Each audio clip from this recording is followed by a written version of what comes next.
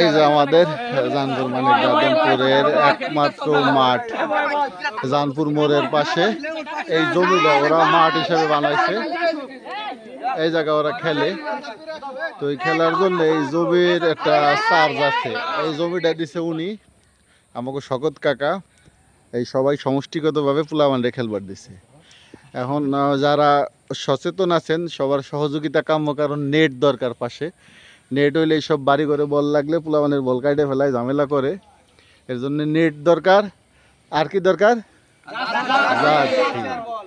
অতএব বাদ বাকি আপনাদের দায়িত্ব। পোলাপান মাঠে থাকবে নাকি জঙ্গল দিয়ে ঘুরবে, হ্যাঁ এটা হলো আপনাদের ডিসিশন। আপনারা সবাই আশা করি পাশে থাকবেন।